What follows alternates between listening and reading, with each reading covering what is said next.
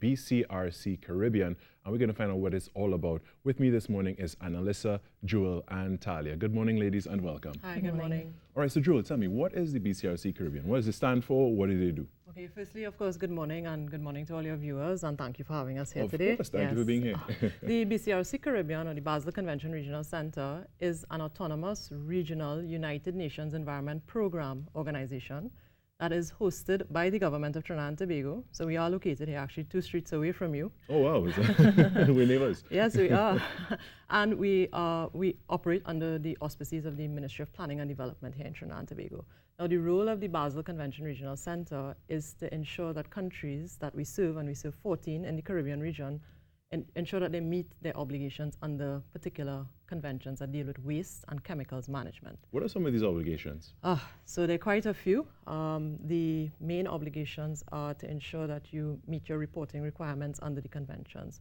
But if I could backtrack a bit, the name of the center, or the Basel Convention, is a particular multilateral environmental agreement, but it is not synonymous with all that we do. We also serve 3 other conventions: the Stockholm Convention, the Rotterdam Convention, and the Minamata Convention. And each of them deal with a particular group of wastes and chemicals exactly. Now, the center operates by doing several things. We serve our countries through training and technology transfer, the development of projects, we do education and awareness. And the development of projects has been a main driver for us in ensuring that the countries do meet their obligations under the convention. All right, I want to bring Annalisa and Talia into the conversation as well to find out how some of these objectives are met. Right. Oh, thank you very much. So one of the projects we're working on is one of the marquee projects for the center, and it looks at persistent organic pollutants. So persistent organic pollutants, they're a category of chemicals that are characterized by their high toxicity to human health and the environment. So studies have shown that they can cause reproductive issues in both male and female. They can cause cancers, and they can have impacts on children and the unborn in terms of the developmental issues. What are some of the most common toxins that you've mentioned that can be introduced into, who knows, the waterways or even the food we eat? Right, so they can be broadly classified as pesticides, POPs pesticides, and you might know of DDT, which was used back in the days to combat malaria. In the banana industry, some of the pesticides would have been used to deal with pests and so forth.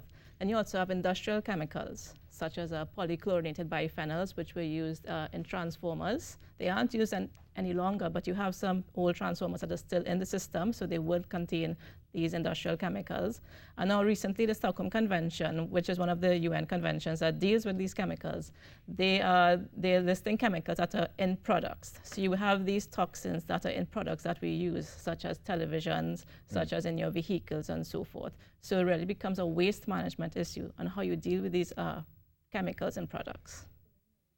Wow, so when it comes to waste management, I know sometimes we have a long way to go.